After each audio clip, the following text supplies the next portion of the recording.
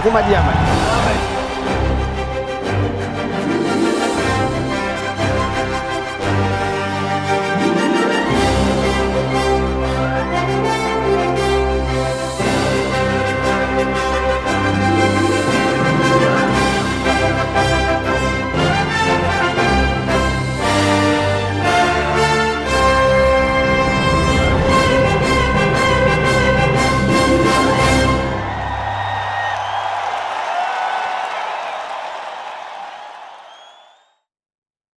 Je ne suis pas ici par hasard.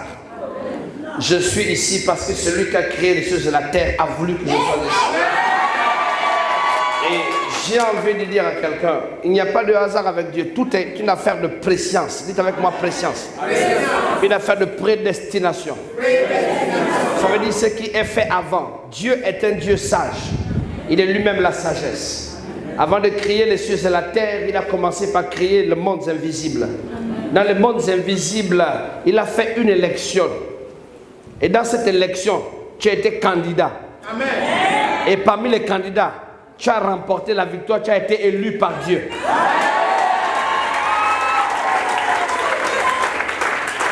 Tu as été élu par Dieu. Et si tu as été élu par Dieu, venant sur la terre, ça veut dire que plus qu'avant que tu ne viennes sur la terre, tu portes le nom de élu, tu es condamné, que le diable le veuille ou pas, à gouverner sur cette terre, à marcher dans la gloire. My God. Je veux que les gens soient avec moi. Je suis un fou de l'évangile.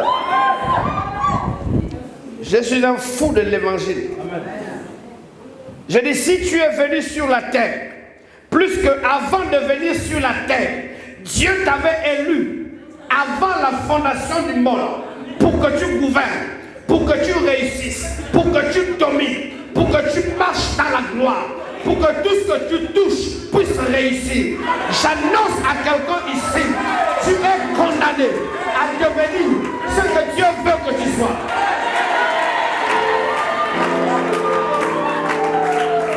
J'annonce à quelqu'un que tu deviendras ce que l'Élohim, le Créateur, le Dieu de tous les dieux, Créateur du ciel et de la terre, a ordonné que tu sois.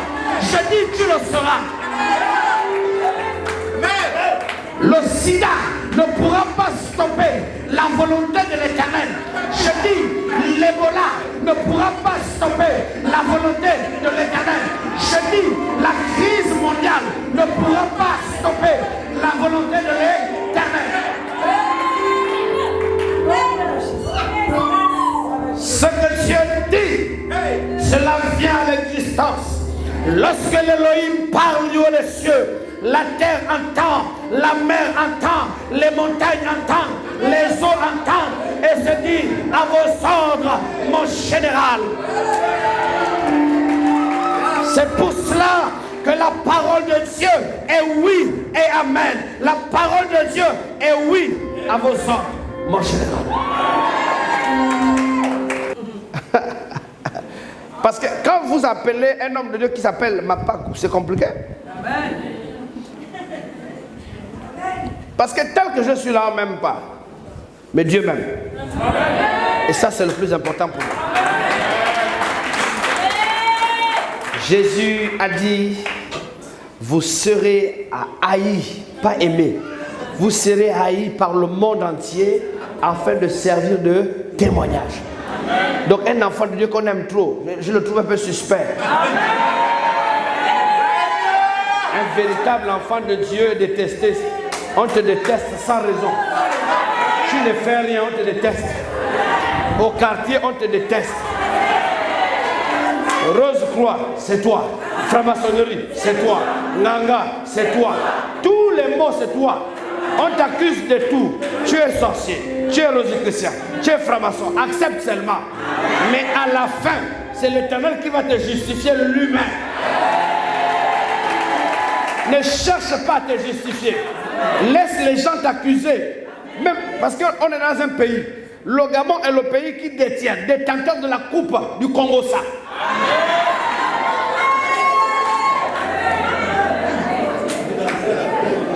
En Côte d'Ivoire, vous appelez ça papato.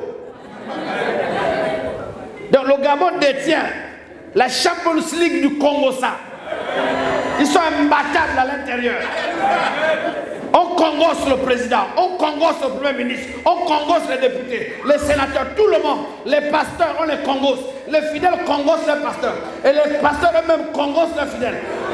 Champion du monde du Congo, ça c'est ici. Hé maman, tel que tu es là, les gens congossent sur toi en désordre, maman. Pasteur Michel, tu sais qu'on congosse sur toi? C'est ça le Gabon. On congosse sur moi en désordre. Il n'y a personne qui est épargné. Personne n'est épargné. Tout le monde est victime du congossage.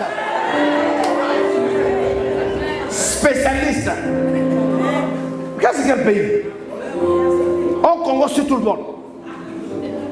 Tu as appris? Tu as entendu? Il paraît que l'homme là que tu vois, oh, c'est un grand franc-maçon. Qui vous a dit? Dès que quelqu'un roule en Rolls-Royce, c'est un franc-maçon.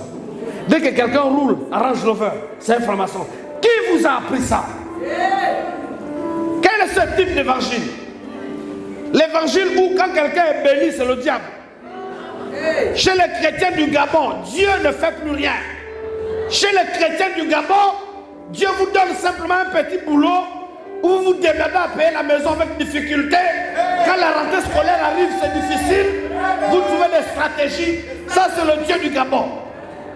Mais le Dieu de Mapakou, Yves de Saint-Fidèle, c'est le Dieu qui te prend de la prison, qui te choisit, qui te lave, qui te transforme, qui te bourre d'argent et de gloire et de puissance. Ça, c'est mon Dieu. Le Dieu qui m'accompagne change les temps et les circonstances. Il transforme la pauvreté en richesse, la maladie en guérison. Oh, je dis qu'il va transformer ta destinée ce matin. Je dis pendant que le temple sera dédicacé, ta vie sera dédicacée par la puissance du Saint-Esprit. Pendant que le temple sera dédicacé, ta vie aussi sera dédicacée. Dédicacée dans la gloire de Dieu. Dédicacée pour vivre le miracle. Dédicacée pour être guéri.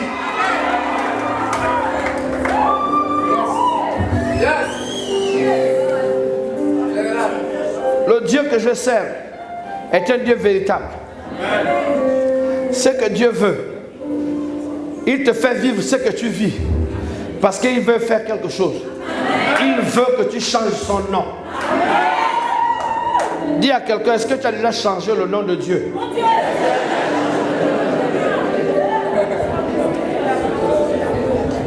Quand tu dis Adonai, c'est pas toi qui as créé Adonai, c'est Abraham qui a dit Adonai. Quand tu dis El Shaddai, c'est Abraham. C'est Abraham qui a dit El Shaddai.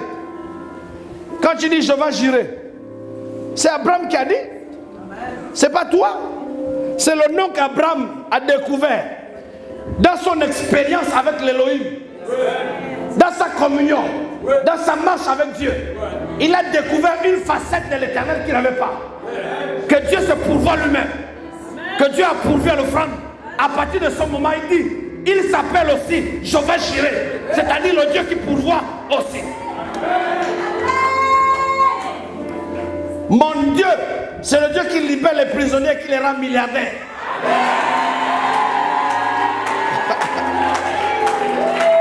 Je suis un ancien prisonnier.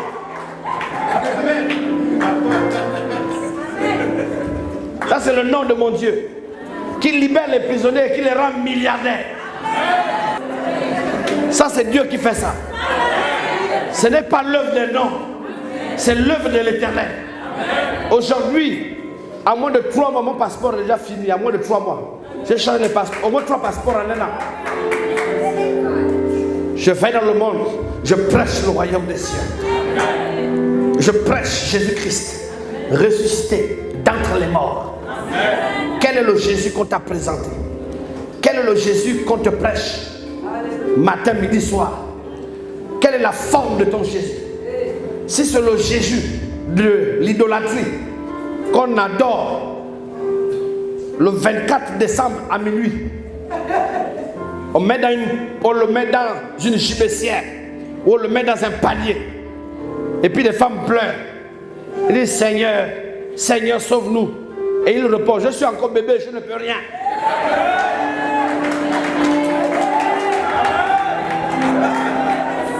Je suis encore bébé, faut attendre quand je vais grandir. Pour l'instant, j'ai encore besoin du lait de ma mère. Il y a le Jésus qui est sur la croix. Le Seigneur, sauve-nous, mais il est sur la croix, tu le portes, mais il est encore sur la croix. Seigneur, sauve-moi. Il te dit, ben, enlève là-bas les clous là. Les clous là me font mal. Si tu m'enlèves les clous, je vais te sauver. Et le troisième Jésus, c'est lui que Marie de Magdala est partie visiter à la tombe, qui est sorti de la tombe, qui est sorti de la tombe vivant, qui est sorti de la tombe vivant, qui est assis à la droite de Dieu le Père, qui gouverne tout l'univers, qui est le créateur des cieux et de la terre, de la mer, des montagnes, des rivières, des vallées, de tout ce qui existe. Il est la parole faite chair. Il est le Dieu des dieux, le Dieu créateur, Jésus-Christ de Nazareth. Il est la résurrection, il est la vie éternelle, il est la lumière du monde, le salut de l'humanité. Jésus-Christ, Jésus-Christ, Jésus-Christ, Jésus-Christ, Jésus-Christ, Jésus-Christ, que le ciel l'entende, Jésus-Christ, que les montagnes l'entendent, Jésus-Christ, que le soleil l'entende, Jésus-Christ, que les vallées l'entendent, Jésus-Christ, que le Gabon l'entende, Jésus-Christ, que l'Afrique entende ce nom béni, que la France entende ce nom béni, Jésus-Christ, que mon âme entende ce nom béni, Jésus-Christ, que mon esprit confesse le nom de Jésus.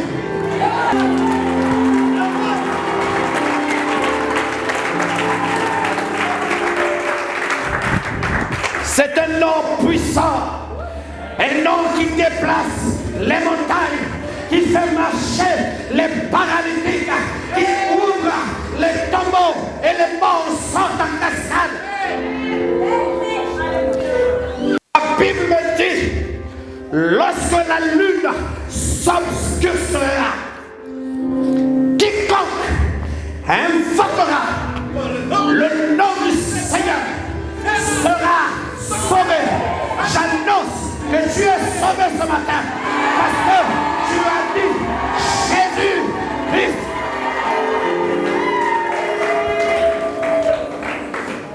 Tu règnes dans les cieux, tu règnes sur la terre, tu règnes sur l'univers.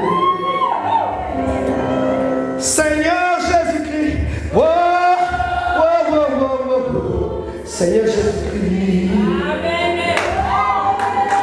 Seigneur Jésus-Christ. Oh, oh, oh, oh. Seigneur Jésus-Christ. Tu règnes dans les cieux. Tu règnes dans les cieux. Tu règnes sur la terre. Tu règnes sur l'univers. My God. Seigneur Jésus-Christ. Seigneur Jésus-Christ. L'Éternel est dans ce sanctuaire. L'Élohim est dans ce sanctuaire. La gloire de Dieu est dans ce sanctuaire. La puissance de Dieu est dans ce sanctuaire. Oh my God. Quelle joie, maman exaucée. Quelle grâce de bâtir une maison à l'honneur de l'Éternel. Quelle grâce particulière. Une grâce exceptionnelle. Un jour, David, un homme qui était issu d'un mariage, d'une relation pécheresse, son père s'appelait Isaïe. Un jour, son père avait rencontré une Hittite, une femme étrangère. La Bible ne précise pas à quel endroit M. Isaïe avait rencontré la mère de David. C'est pour ça qu'il dit dans le psaume 51, mon père et ma mère m'ont conçu dans l'iniquité. Parce que le père de David avait une femme à la maison. David était un fils adultérien. Son père l'a fait avec une femme du dehors. n'a pas décidé de venir au monde. David n'a jamais demandé à son père d'arrêter sa mère et de faire un enfant. Mais David est venu simplement au monde depuis un jour, lorsqu'il méditait dans les livres, dans la présence de l'Éternel, qui tient le destin de chaque homme entre ses mains. Il dit, avant que je ne fût formé dans le fond de cette femme étrangère que mon père avait rencontrée hors du foyer, avant que tu me formas dans le ventre de cette femme étrangère, toi l'Éternel, tu me connaissais déjà, et le nombre de mes jours était écrit dans ton livre. Quel est ce Dieu bizarre qui va choisir un enfant qui est né dans l'adultère et faire de lui le grand roi d'Israël? Quel est ce Dieu? Le Dieu que je sais est un Dieu incompréhensible. Vous ne pouvez pas comprendre et saisir ses voies. Ses voies sont insondables et impénétrables. Il choisit ce que les hommes ont rejeté. Il choisit les gens rejetés, les hommes abandonnés, les hommes méprisés.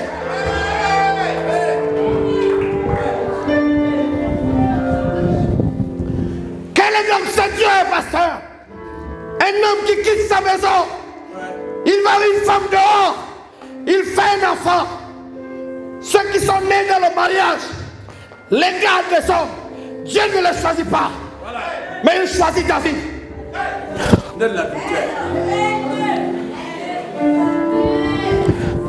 Est-ce que notre théologie est brisée ce matin? Est-ce que notre théologie est brisée ce matin? Peuple de Dieu, est-ce que notre théologie est-elle brisée ce matin? Deux fois les enfants sur qui vous avez placé espoir vont vous décevoir. Mais l'enfant que tu as abandonné, celui que tu apprendras qui deviendra ministre, c'est un Dieu bizarre.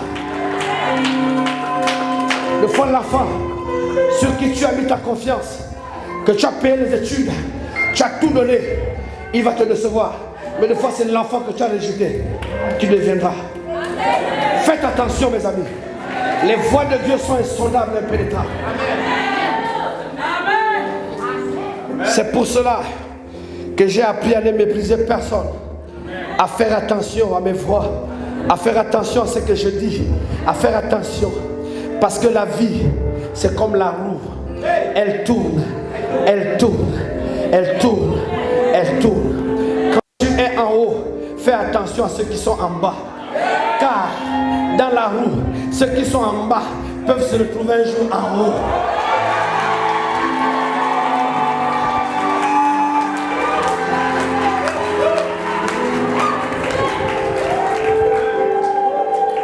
Nous avons vu un pays à côté, aussi grand que le Guelolo, appelé la Guinée équatoriale.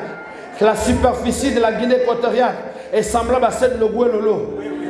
Mais un jour, on a découvert du pétrole en trésor. Ces gens qu'on insultait, espèces d'équato, espèces de ceci, aujourd'hui ils sont en train d'être bénis, visités par la gloire de l'Éternel. La vie c'est comme la roue, fais attention.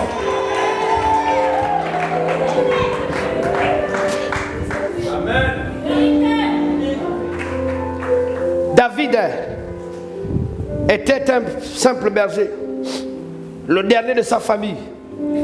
Il était censé être protégé par son père. Mais son père a regardé ses enfants. Il a dit, lui là, sa mère d'abord c'est une étrangère. Et ma femme ici, ma femme me fait le bruit à cause de toi. Mon petit, je ne veux pas perdre mon mariage à cause de toi. Va te démerder avec les moutons en brousse. C'était une façon de l'exposer à la mort pour qu'on ne l'accuse pas. C'était une façon de dire, David, ça, quand le lion va te tuer, on ne va pas m'accuser. Quand l'ours va te tuer, on va dire que c'est moi. Mais dans le cœur du père de David, c'est qu'il ne voulait pas que David soit là. On a dit, David va garder les moutons, comme un petit enfant. Mais le père de David ne connaissait pas la destinée prophétique de David. Les gens qui te combattent ne connaissent pas ta destinée prophétique. Les gens qui te combattent ne savent pas ce que Dieu a dit à ton sujet. Les gens qui te combattent, les rivales qui te combattent, ne connaissent pas ta destinée prophétique. Les collègues qui te combattent ne connaissent pas ce qui est écrit à ton sujet.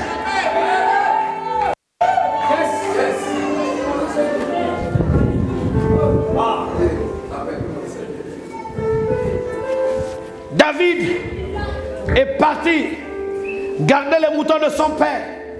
Première chose, David gardait le troupeau de son père avec son cœur.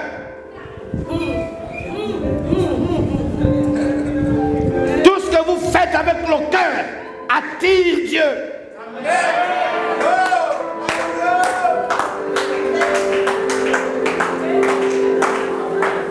Si tu es dans un foyer, ton cœur n'y est pas. Le foyer va cadencer. Un moment ça danse la rumba, un moment ça danse le zouk, un moment ça danse les choses des jeunes. Parce que le cœur n'y est pas. Si tu es dans un travail et le cœur n'y est pas, il n'y aura pas de nomination. Dieu agit dans le cœur. Le cœur répond au cœur. Dis la parole du Seigneur. Maman, quand tu as chanté tout à l'heure, j'ai tressailli. J'ai voulu que tu ne t'arrêtes plus. J'ai vu le royaume ouvert et j'ai ressenti l'amour de Dieu, la miséricorde de Dieu. Pourquoi? Parce que tu chantes avec le cœur. Aujourd'hui, beaucoup de gens chantent parce que tout le monde dit brûle-la-moi, brûle-la-moi, tout le monde brûle-la-moi, brûle-la-moi. Mais quand vous avez chanté brûle-la-moi, c'était avec le cœur. Quand vous chantez brûle-la-moi sans le cœur, c'est un brûle-la-moi qui vous brûle même les nerfs, vous vous énervez même.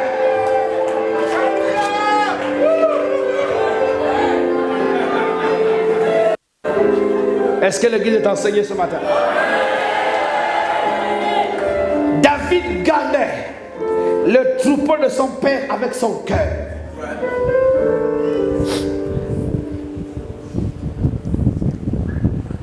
Et David avait le souci des brebis de son père. Pourquoi? Parce qu'à l'époque en Israël, ce qui faisait la richesse d'un homme, c'était son menu bétail. Son menu bétail. Donc, le bétail de chèvre, de bouc, de bélier. Donc David disait, si les moutons de mon père meurent, mon père va perdre aussi la richesse. Lorsque Dieu vous donne quelqu'un qui est debout, faites tout pour qu'il reste debout. Aussi longtemps qu'il sera debout, vous serez aussi debout. S'il tombe, vous allez aussi tomber.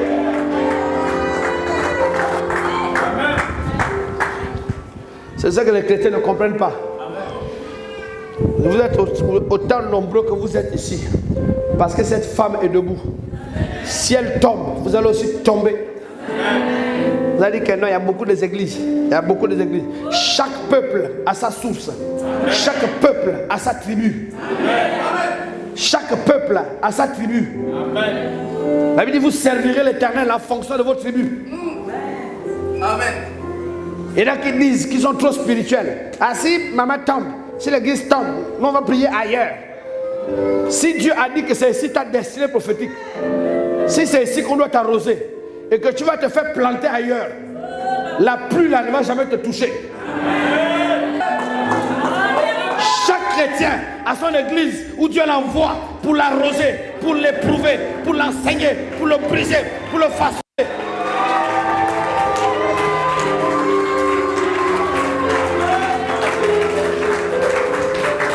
Tous les enfants ne sont pas métis. Tous les enfants ne sont pas albinos. Il y a les albinos, il y a les métis. Un albinos, c'est un métis qui est un peu trop foncé. Là, il y a un peu trop de dosage. Mais quand la mère met au monde un albinos, elle dit pas sage-femme, prenez l'enfant là, je vous donne le cadeau. Mais elle garde. J'ai vu une femme qui avait couché un enfant qui avait une très grosse tête, avec des petits yeux. Elle a gardé l'enfant là. Elle faisait même la bise, la grosse tête, là, mon bébé. Elle aimait son enfant. Parce que l'enfant était sorti de ses entrailles. Ceux qui n'ont pas poussé l'enfant se moquent de l'enfant. Mais cette femme dit c'est mon bébé. C'est le fruit de mes entrailles. Donc nous ne pouvons pas être pareils. Chaque église a son type de message. Ce sont les petits enfants qui sont en train de combattre les petits. Ça fait 23 ans que je suis pasteur. Je suis un évêque général, pas évêque autoproclamé. Évêque consacré par les archevêques. Il y a le pouvoir de bénir et de maudire. Chaque église a son message. Mais les petits enfants, ça c'est quelle église où on dit que la femme ne prêche pas? Ça c'est quelle église où on dit que la femme prêche? L'église où on dit ceci.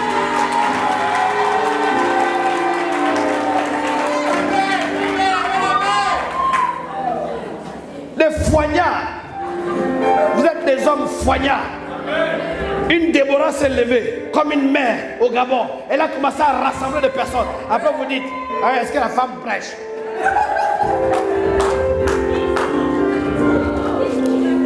Si un jour le pasteur reçoit quelqu'un ici, même s'il prêche mieux que votre mère reste votre mère.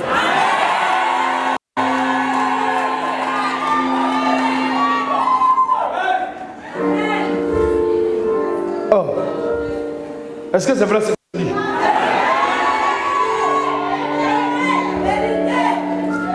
Maman, lève-toi un instant. Je t'explique quelque chose. Mets-toi debout. C'est juste un exemple. Oui, maman. À supposer que tu as une soeur qui est ministre. Et puis tu habites quelque part à Kingele. Et là où tu habites, tu n'as pas de télévision. Exemple, c'est juste un exemple. Il n'y a rien. Mais ta grande soeur est ministre, elle vient te rendre visite. Ou bien à supposer. Pas ta grande soeur, peut-être une copine à toi qui a été nommée ministre. Mais elle t'aime beaucoup. Elle vient te rendre visite. Oh ma copine, comment ça va? Et elle amène des cadeaux à tes enfants. Elle amène plein de choses à tes enfants. Quand elle rentre, quand elle quitte ta maison pour partir, est-ce que tes enfants disent, maman, à partir de maintenant, tu n'es plus notre mère? Jamais. C'est la tantine là qui est ministre qui devient notre mère? Non. Jamais.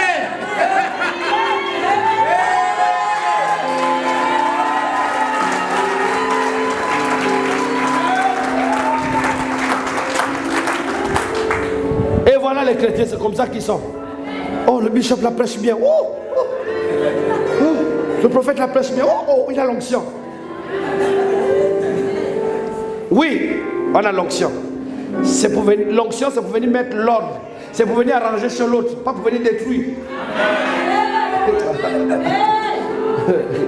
Bah, ils ne comprennent pas.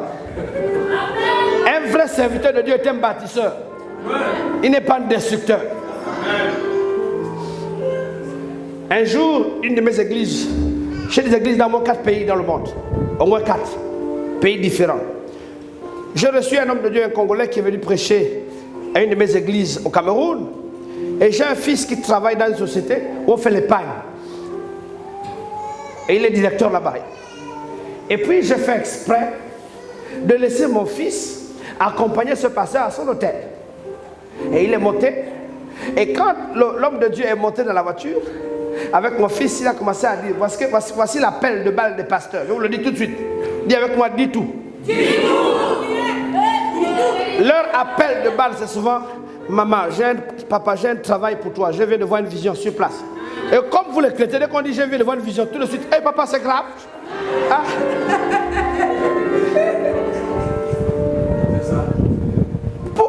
Pourquoi vous aimez toutes les visions? L'église n'est pas bâtie par la prophétie.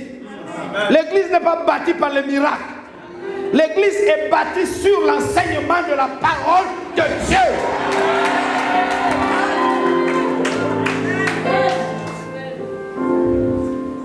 L'église n'est pas bâtie. Recevez. Les gens tombent. Recevez. Tombent. Recevez. Tombent. Recevez. Matin, midi, soir. Recevez. Tombent. Recevez. Tombent. Après, à la fin, elle est partie au programme au Ghana. Elle est tombée. Chez vous en Côte d'Ivoire, elle est tombée. Au Cameroun, elle est tombée. Au Gabon, elle est tombée. À la fin, c'est Tombing Ministry.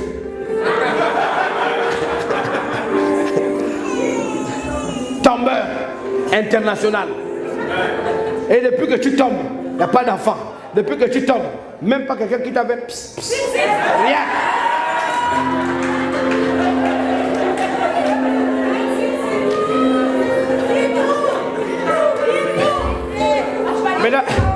Maintenant, tu allais voir le médecin. Le dos te fait mal parce que tu es trop tombé. Nous voulons des gens qui tombent et quand ils se relèvent, ils sont transformés. Descends, esprit d'amour. Descends, esprit du Père. Descends, esprit de Dieu. Descends.